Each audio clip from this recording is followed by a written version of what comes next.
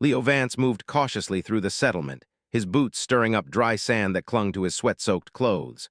The square was silent, save for the rasping cough of a child. His ribs pressed against his skin like bars of a cage.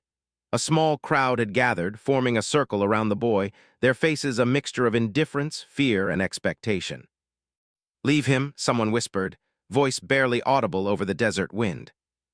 The law was clear here: the weak do not survive. The tribe believed that mercy would invite ruin. Children too sick to walk were left to the desert. Elders who could not carry water were abandoned. Leo, an off-worlder in a world that had never wanted him, felt his stomach twist with unease. He stepped into the circle. The murmurs rose, bodies shifted, hands brushing against spears. The crowd had been trained to see survival as a test, cruelty as necessity. But Leo saw something different: desperation, fear, and the haunting fragility of life that mattered more than any law. Kneeling, he reached into his worn pouch. Inside was a shard of bread, blackened with mold, hard as stone. It was all he had. He pressed it into the child's trembling hand. A gasp ran through the crowd, then chaos. People surged forward, faces twisted with outrage and confusion. "The law is broken," a voice screamed. "He taints our strength, death to the off-worlder." Leo froze as a spear struck the stone beside him, sending a sharp vibration through the air. From the parted crowd, a figure stepped forward. Tall, blue-skinned, armored in dust and leather, eyes glinting like shards of frozen fire. "Kira," the crowd murmured. Her voice cut across the turmoil like a knife. "Prisoner," she said, pointing at Leo.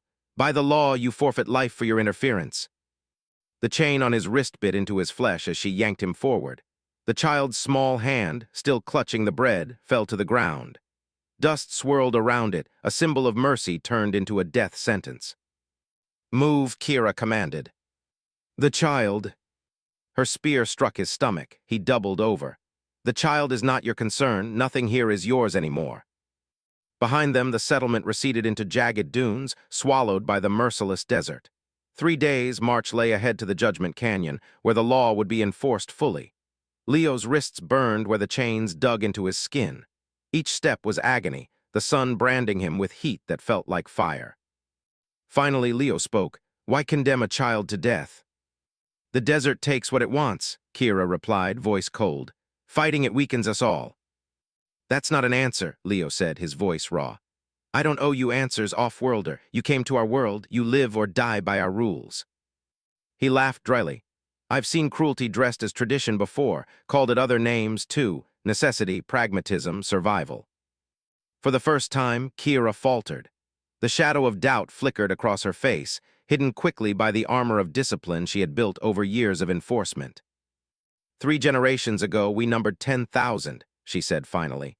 "Now, barely 500 remain. The desert grows, water retreats. The weak drain resources the strong need to survive." "So you let children die?" Leo's voice rose. Her jaw tightened. "We let nature decide who is strong enough for this world." They paused under the shade of a stone fang, their shadows stretching across the sand. Leo's wrists bled where the metal cuffs bit into him. Kira stood over him, a figure of unyielding resolve. "Your compassion is a disease," she said quietly. "It infects the tribe, makes us weak. The law protects by cutting rot away." "A law that starves a child isn't protection," Leo said, the chains taut between them. "It's fear pretending to be strength." Her knuckles whitened on her spear. "Enough, did you have a brother once?" The words struck him with sudden intensity, a flash of understanding behind her harshness. Did he die because no one broke the circle? Leo watched her profile, muscles tense, jaw tight. He had touched something vital, something buried beneath her devotion to the law. She tossed him a small water pouch. "Drink, but make it last." He sipped sparingly, eyes never leaving hers. "You're afraid of me," he said quietly. "Not of what I might do, but of what I represent." "I fear nothing," she spat, but her grip betrayed her, knuckles white against the spear. "Mercy," he whispered. "You fear mercy because you've convinced yourself cruelty is strength." The pouch was yanked from his hands. "March." Through the afternoon they walked, the chains between them clinking in rhythm with their labored steps. The desert sun beat down without mercy. Leo's tongue stuck to the roof of his mouth. Each breath felt like inhaling fire. Finally he whispered, too small for his age. Her eyes flickered with a memory, a wound beneath the armor of her resolve. Her brother. A child named Kiv, blue-skinned, pale, lost because she could not break the circle. The sand stretched endlessly around them, a witness to their pain. And somewhere beyond the dunes, the desert waited, patient and indifferent, as the first dark shapes began to move silently toward them. Predators, six-legged, eyes glinting like wet stones. They came out of the rocks, shadows of menace, moving with terrible purpose. Kira's spear lifted. "Don't move," she whispered. Leo's heart thundered in his chest as the wraiths closed in. The predators circled, silent and patient. One leaped from the shadows right at Leo. The creature came at Leo with terrifying speed, its six spindly legs propelling it forward like a blur. Its eyes glinted with malice, reflecting the dim light of the setting sun. Leo barely had time to react before the beast collided with him, its fangs sinking deep into his side. A scream tore from his throat as the pain shot through him like wildfire. The monster's jaws clamped down, its body twisting to tear him apart. The chains rattled violently as Leo struggled to push it off, his vision blurred with pain. "Kira," he gasped through clenched teeth. "Help." Without hesitation, Kira lunged forward, her spear a silver blur. She struck with lethal precision, piercing the creature's side. It howled in pain and recoiled, allowing Leo a brief moment of respite. But only a moment. The wraith's fangs were still embedded in his flesh, and its grip was unyielding. Kira twisted the spear, driving it deeper. The creature screeched as it fell back, twitching violently. Leo collapsed to the ground, clutching his side, his breath coming in ragged gasps. Blood pooled beneath him, mixing with the desert sand. "Get up," Kira commanded, her voice harsh. She gripped his arm and yanked him to his feet, though her strength betrayed the exhaustion she had clearly been holding back. Leo muttered, his vision dimming. The venom from the beast's bite spread quickly through his veins, burning like acid. His limbs felt heavy and unresponsive. "You will," she said coldly, but there was something softer beneath the sternness, something that hadn't been there before. Her hand gripped his wrist, pulling him forward with relentless determination. But as they moved, the other wraiths began to circle. More shapes emerged from the darkness, their eyes glowing in the low light. Kira's spear darted out again, fending off one of them, but Leo could see the struggle in her. She was exhausted, and the creatures were relentless. "More are coming," Kira muttered. "We need to move. There's a ravine ahead. It's our only chance." Leo stumbled, barely able to keep his footing. His blood soaked through his clothes, and the heat of the desert sun was no longer the greatest pain. The poison from the wraith's bite burned through his veins, spreading faster with every step. "We're not going to make it," he said, his voice weak. "I can't feel my legs." "You will," Kira repeated, pulling him along. "You have no choice." They moved together in the darkening desert, Leo leaning heavily on Kira as they stumbled across the rocky terrain. The wraiths were still close behind, drawn by the scent of blood. Kira glanced over her shoulder, her blue skin glowing faintly under the moonlight, her expression a mix of focus and frustration. "We have to keep going," she said, but even she knew that the odds were against them. A sharp pain shot through Leo's side as his wound throbbed violently. He gasped, collapsing to his knees. The venom was spreading faster now, filling his body with an icy numbness. His vision darkened and his body felt like lead. "We're not going to make it," Leo repeated, his voice barely a whisper.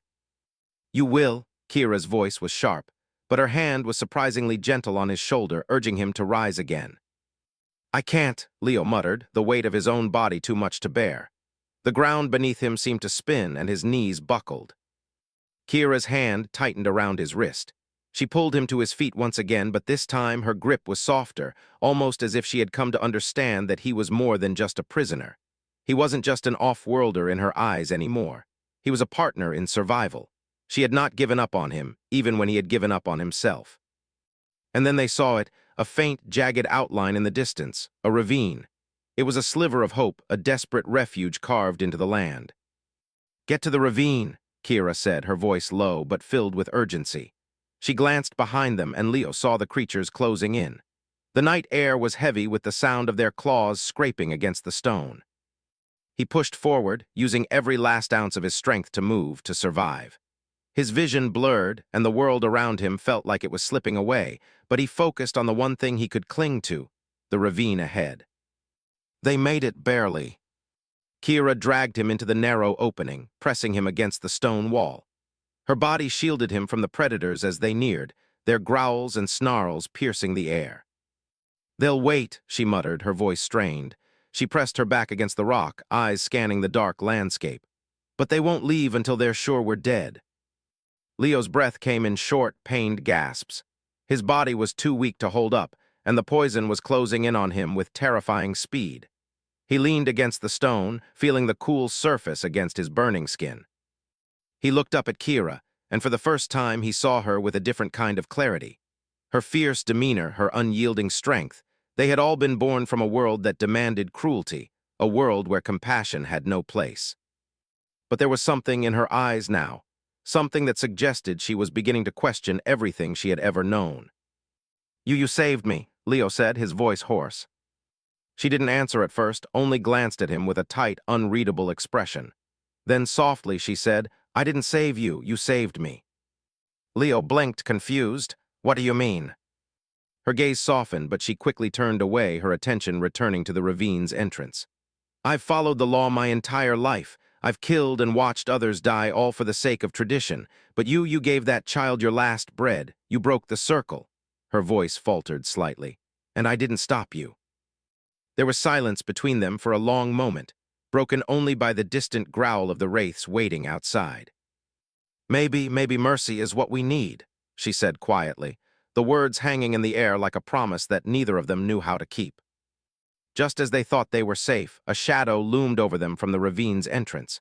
A shape moved, larger than the others. The wraiths had a leader. The shadow at the ravine's entrance grew larger, its silhouette stretching long across the stony ground. Leo's breath caught in his throat. The other wraiths had been terrifying, but this was something else. It was a creature of monstrous proportions, its eyes glowing like twin embers. Its body was sleek black scales reflecting the faint moonlight, and its legs were thicker, more powerful than the others. It was the leader, and it was moving toward them with a deadly purpose. Kira tensed, her grip tightening around her spear. She pushed Leo back further into the ravine, her body shielding his weakened form. Her voice was low, almost a whisper, but there was no mistaking the urgency in it. "Stay behind me." Leo nodded weakly, too exhausted to argue. The poison was taking its toll. His vision blurred again, and his body felt as if it was being torn apart from the inside. But he knew this was not the time to fall into unconsciousness. Not yet, not with the wraiths closing in. The leader stopped at the mouth of the ravine, its glowing eyes scanning the dark recesses.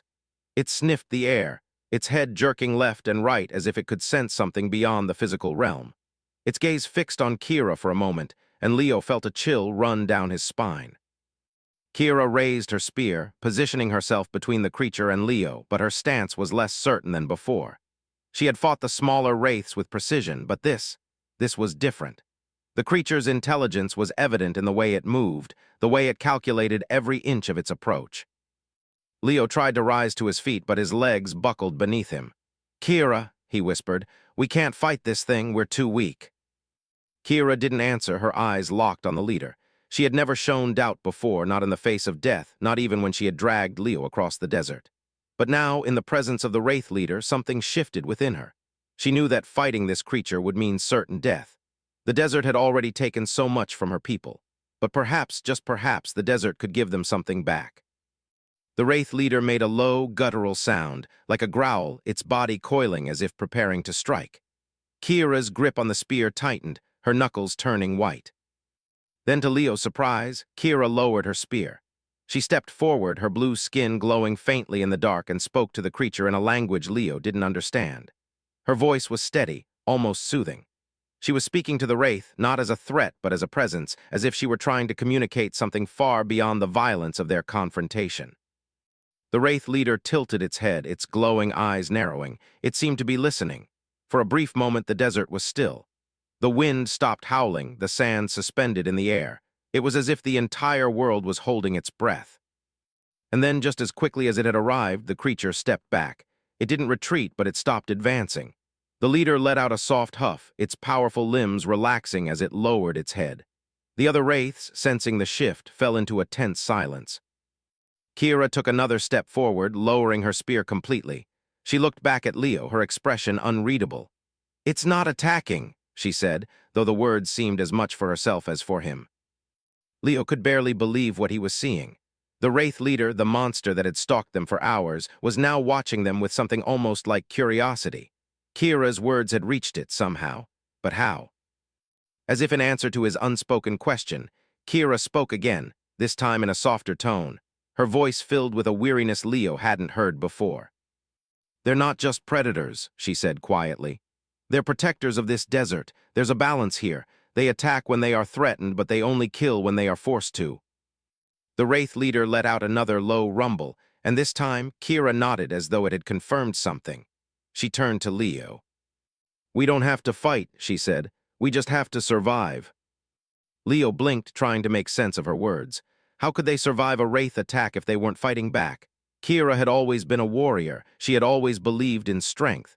Now she was asking for something different. She was asking for trust. The Wraith leader stepped back again, its form dissolving into the darkness of the ravine's entrance. The rest of the pack followed, retreating into the shadows.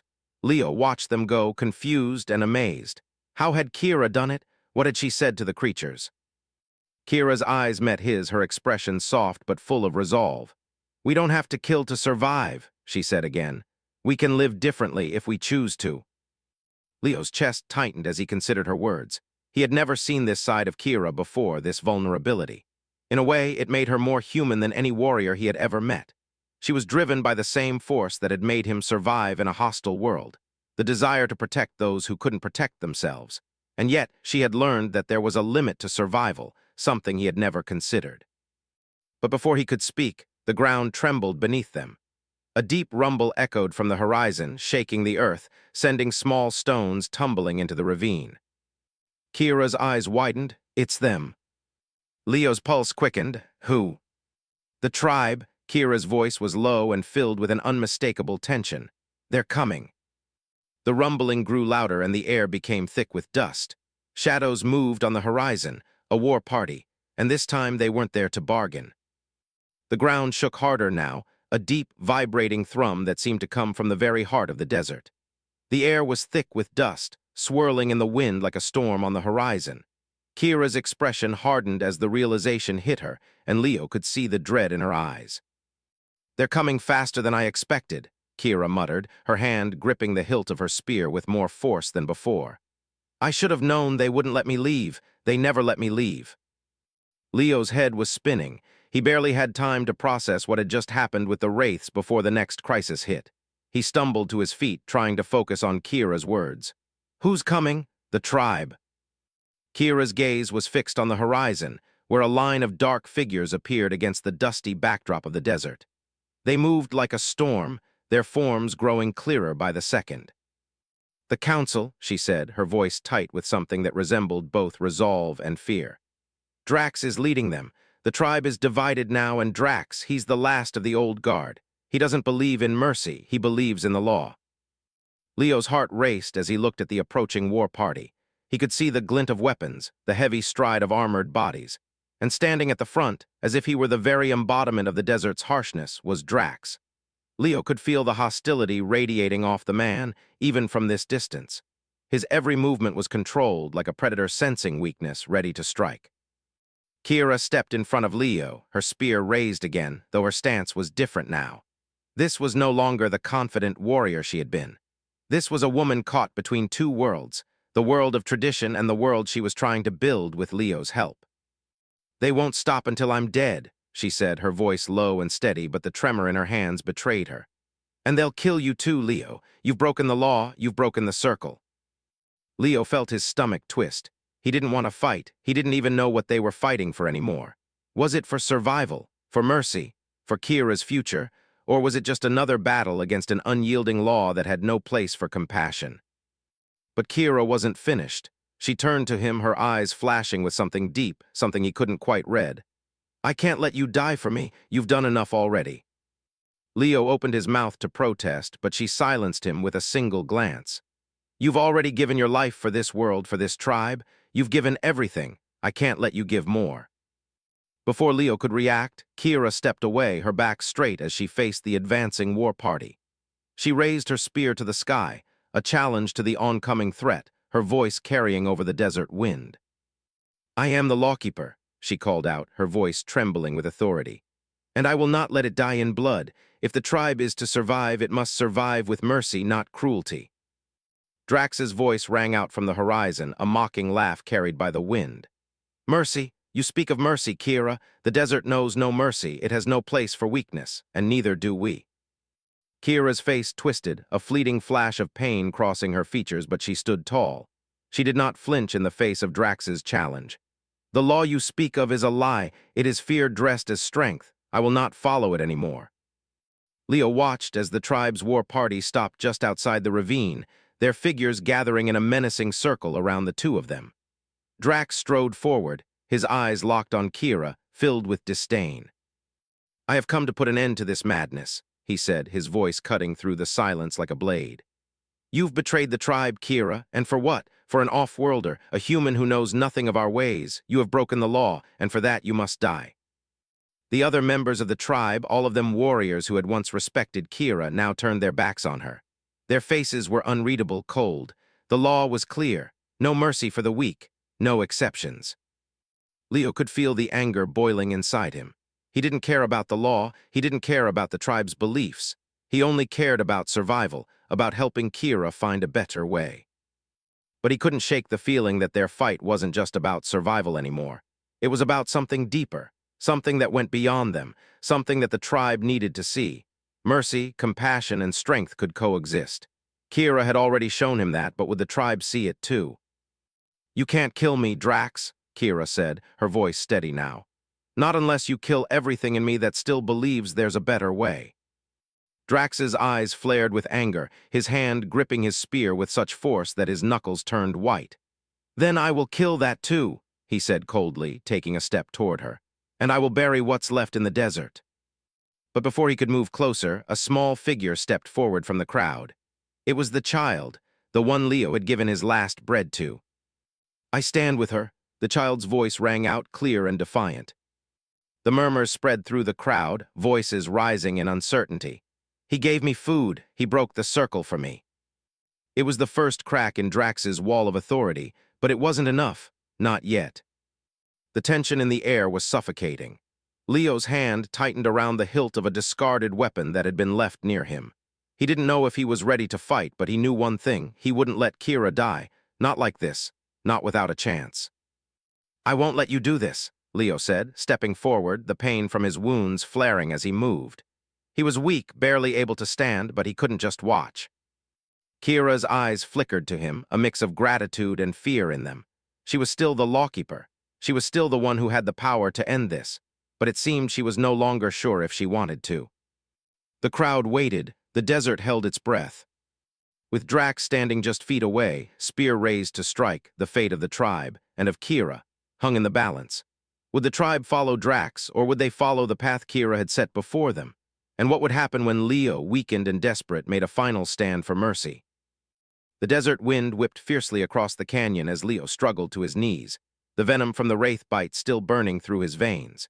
His body shook violently, every breath a labor. Kira stood before him, her blue skin glowing faintly in the copper light of the setting sun, spear held defensively, yet her eyes constantly flicked between Leo and Drax. The tribe, tens of warriors strong, formed a tense semicircle around them, watching, waiting, uncertain which law to obey. Drax's expression was one of cold certainty. He believed himself the embodiment of tradition, of survival's unbending rule. You cannot bend the law, Kira, he shouted, his voice carrying across the canyon. Strength is all that matters. The weak must perish. Your mercy is a lie. Kira took a deep breath, forcing herself to stand taller despite exhaustion gnawing at her. The law you worship has killed my brother. It has killed children. It has turned us into monsters. Her voice wavered briefly and then hardened. I will not enforce a law that destroys humanity itself. Strength is not cruelty. Strength is protection, and protection includes mercy. A murmur ran through the crowd, spreading like a rising tide. Some warriors shifted, uncertainty flickering across their faces. Leo, despite the agony coursing through him, pushed himself upright, gripping his makeshift spear for support. His bloodied body, still trembling, was a testament to survival against impossible odds. Drax's eyes narrowed.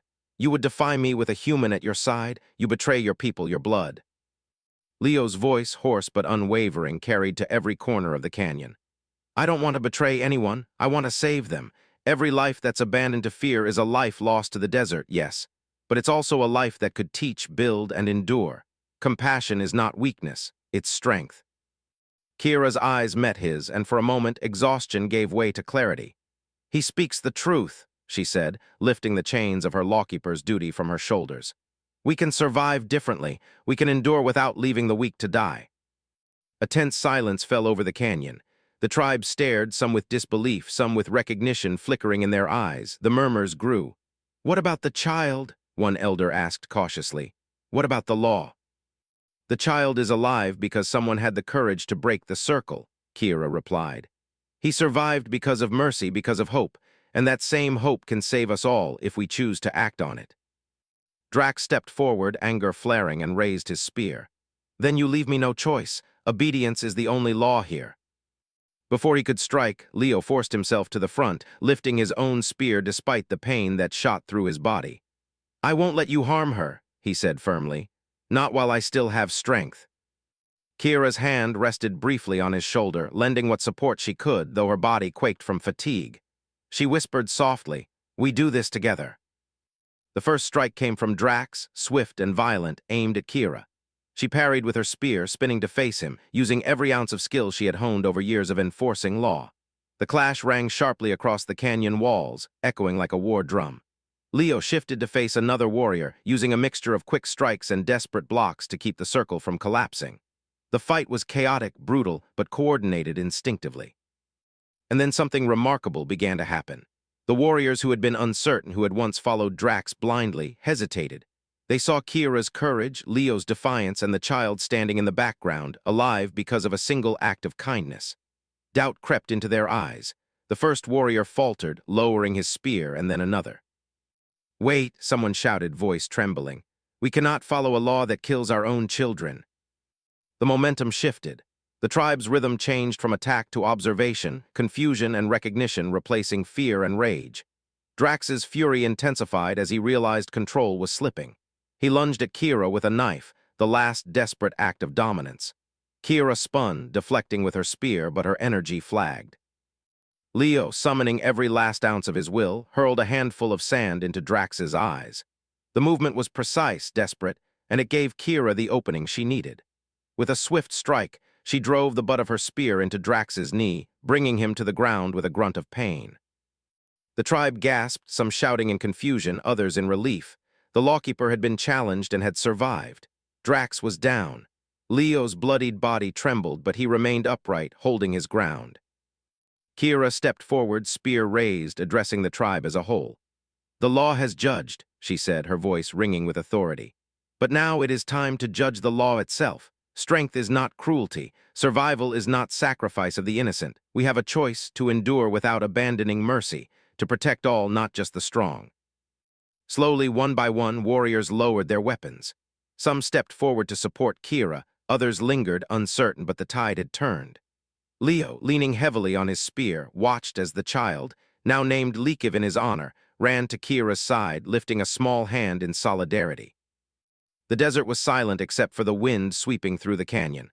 And in that quiet, a new law was born, not of fear, not of cruelty, but of choice, compassion, and courage. Just as the tribe began to accept this new way, a distant rumble echoed through the canyon. Dust clouds rose on the horizon. Another force was approaching, one they hadn't anticipated. Kira and Leo exchanged a glance. This battle might have been won, but the desert was far from done with them. The horizon trembled as a new force emerged, a long line of riders moving steadily across the desert like a storm on the move. The rumble of their approach grew louder, filling the air with an ominous weight. Leo's pulse quickened, his vision blurring as he struggled to stand, his body still weak from the poison, but his mind sharp, focused on what was coming. He could feel the tension in the air, the heavy weight of uncertainty pressing down on them. Kira stood beside him, her blue skin now bathed in the dim glow of the dying sun, her spear held firmly in hand. Her eyes scanned the riders, calculating, her mind racing. These weren't the same warriors who had come with Drax. These were new, more organized, and they carried the unmistakable markings of a rival faction. They're from the other half of the tribe, Kira said, her voice low but filled with an unsettling calm. Drax's supporters, they've come to finish what was started. Leo's mind raced. He had no illusions about his ability to fight in his current state. His strength was fading by the minute. But there was one thing he had learned in his life that could still help them: ingenuity. Humans were adaptable. They didn't rely solely on brute strength. They made do with what they had. How many? Leo asked, his voice ragged. Too many, Kira replied, her gaze fixed on the approaching riders. At least 30, maybe more. I don't know how much longer we can hold this position. The warriors were advancing swiftly, their horses kicking up clouds of dust as they neared. The smell of metal, sweat, and desert earth grew thicker. Leo's mind churned, trying to come up with a plan, but it was hard to focus with his body rebelling against him. Kira turned to the gathered tribe. "We won't run," she said firmly, her voice carrying across the canyon. "We've made a stand for mercy, and we won't back down now. We will fight." Some of the warriors nodded, rallying behind her, but there was a flicker of doubt in their eyes. They had seen their fair share of war, but this was different. This was a battle for the soul of their people. They were not just fighting to survive, they were fighting to redefine survival itself. Leo took a step forward, wobbling slightly from the weakness that still clung to him. "We don't have to fight them in the desert," he said, his voice weak but determined. "We can use the land. The canyon's not just a trap. It can be a defense if we use it right." Kira looked at him, and for a moment Leo thought she might dismiss his idea. But then her eyes softened, and she nodded. "Tell me what you need." Leo's mind began to race. He'd spent enough time studying the terrain during their march through the desert to understand how it could be used to their advantage. The ravine, with its steep walls and narrow passages, could be used to limit the number of enemies they had to face at once. If they could control the entrance and force their attackers into a bottleneck, they might stand a chance. "We need to funnel them," Leo said quickly. "We need to get them into the narrow part of the canyon where they can't use their numbers. If we can do that, we can pick them off one by one." Kira raised an eyebrow. "And how do you suggest we do that?" Leo glanced around. He was no engineer, but he knew how to improvise. He scanned the area, his eyes landing on a large boulder near the canyon's edge. "We need to create a blockade, push the rocks, create a wall. It'll force them into the narrowest part of the canyon. Once they're there, we'll have the advantage." Kira's eyes followed his gaze, then turned back to him. "And what if they don't go where we want them? What if they just rush us?" Leo felt a pang of panic, but he pushed it down. "We'll have to make sure they don't have a choice. We can use the terrain to our advantage. There are rocks on the cliff above us. If we can set up some kind of distraction, something that will force them to move down the path we want, we'll be able to control the flow." Kira's gaze was unreadable, but after a long pause, she nodded. "All right, let's do it, but we need to move fast." Leo's heart raced. He was barely able to stand, but this was it. This was their chance. If they couldn't control the canyon, they wouldn't survive this battle. With Kira's help, Leo began to organize the remaining tribe members, directing them to gather rocks and debris to set up barriers where they could. Kira, despite her exhaustion, was everywhere, shouting orders, coordinating the defense. Leo's mind raced as he moved with her, finding positions to place stones, creating obstacles that would slow the riders down as they advanced. The enemy was closing in, and there was no time left. Kira's warriors lined up along the canyon walls, taking their positions. The tension in the air was palpable, each person bracing for the oncoming storm. Leo stood at the rear, his spear in hand, his body aching, but his mind sharp and focused. The riders were almost upon them. The first wave of attackers charged into the canyon, their horses thundering against the sand. They didn't expect the trap. The rocks shifted with a loud crash as Leo and the others kicked them loose, blocking the narrow pass. The attackers' horses reared up, thrown into confusion by the sudden barricade. The riders swerved, but the canyon walls were too steep, the ground too treacherous. They were forced into the narrow opening, just as Leo had planned. A cry of surprise rang out as the first rider fell from his horse, the canyon wall too close to avoid the fall. The rest of the warriors took advantage of the confusion, launching their first attack. Leo's spear found its mark as he pushed through the narrow passage, fighting not just for survival but for something larger, something more important than tradition, than law. But just as it seemed they had gained an advantage, a shout came from behind. The second wave of riders had entered the canyon, moving faster than Leo had anticipated. The ground trembled once again, and Leo's heart sank. "They're coming in full force," Kira's voice rang out. She looked at Leo with urgency. "We can't hold them here for long. We need a fallback plan." Leo's breath caught in his throat. The trap had worked, but only for a moment. The canyon was too narrow for a prolonged battle, and the second wave of riders was overwhelming them.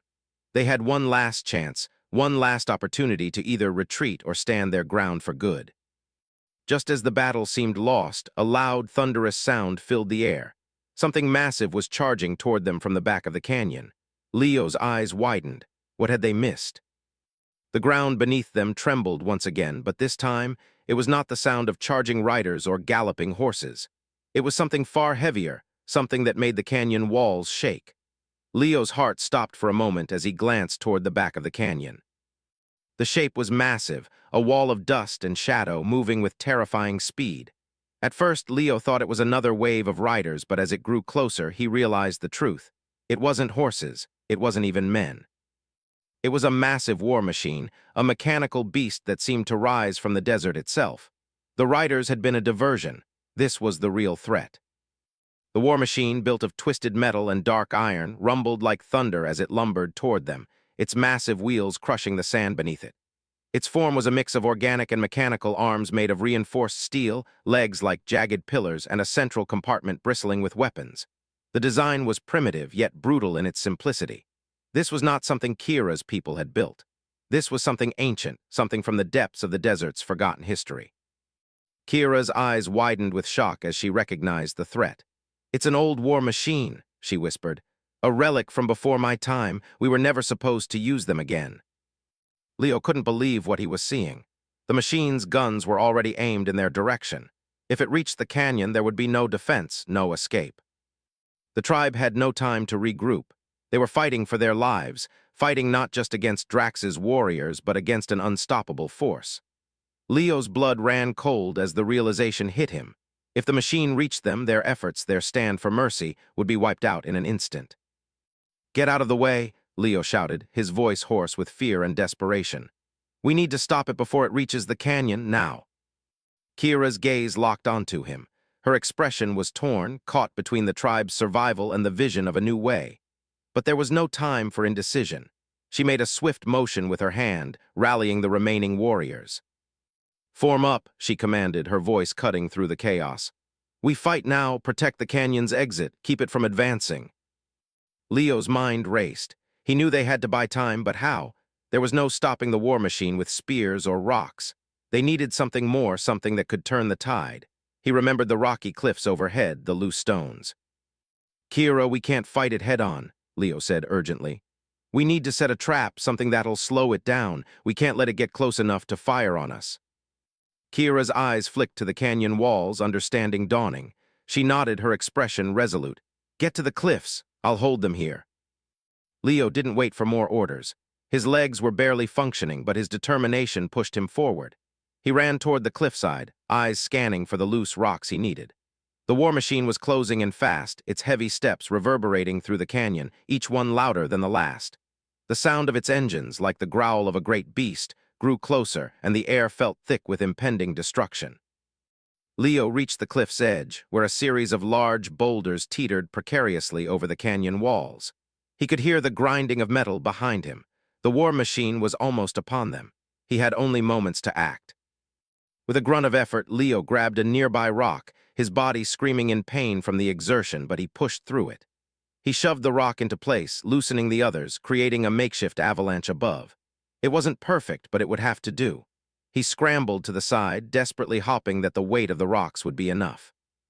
The war machine was mere yards away now, its guns trained on the canyon entrance. It fired once, the sound deafening as a blast of fire and smoke shot toward Kira's warriors. The explosion sent debris flying, but Kira and her people didn't flinch. They were focused, holding their ground. Leo took one last breath and pushed against the rocks with all his remaining strength. The cliffside groaned as the loose boulders shifted, and for a moment Leo thought it wouldn't work. But then, with a deafening crash, the rocks began to tumble down the side of the canyon, spilling in a cascade of stone and dust. The war machine, too slow to avoid the avalanche, was struck with a thunderous impact. Its wheels spun helplessly as rocks slammed into its sides, blocking its path. The machine lurched, its metal frame screeching as it tried to regain its balance. Leo barely had time to savor the moment before a new sound reached his ears, a low, rumbling growl. It came from the Wraith leader, its massive form emerging from the dust cloud. The creature had returned, and it wasn't alone. Several of its kind were with it, moving swiftly toward the war machine, their eyes gleaming with an unsettling hunger. Kira's warriors had taken positions, their spears ready. The Wraiths and the warriors were now locked in a deadly standoff with the machine. Leo's body was burning with pain, but he managed to stumble back toward Kira, who was standing firm at the front line, watching the battle unfold. "Leo, get back," she shouted, her voice cutting through the chaos. "This isn't your fight." But Leo was already moving, his gaze fixed on the Wraiths. They were circling the machine, working together as if they had a single purpose. Leo realized something as the Wraiths closed in on the war machine. This wasn't just a fight for survival. This was the beginning of something new, a chance to break free from the endless cycle of violence. "I'm with you, Kira," Leo said, determination flooding his veins. "We fight for something better." The final moments of the battle unfolded in a blur of motion. The Wraiths attacked the war machine with brutal efficiency, their claws and fangs tearing into its metal frame. Kira's warriors followed suit, launching a coordinated attack to prevent the machine from advancing any further. The chaos reached a crescendo, with the machine's engines roaring, its weapons firing wildly into the air as the canyon walls seemed to close in on them. In the end, the combined strength of Kira's tribe, the Wraiths, and Leo's ingenuity prevailed. The war machine was crippled, its once imposing form now a smoldering wreck. The desert had swallowed it whole, just as it had swallowed so many before it. Kira stood over the wreckage, her face grim but filled with a fierce pride. Leo, bloodied and exhausted, stumbled to her side. "We did it," he said, his voice barely a whisper. Kira looked at him, her eyes softening for the first time. "We did," she said, "but this is only the beginning." Leo nodded. They had won, but the desert was unforgiving. The tribe would have to decide what kind of future it wanted to build.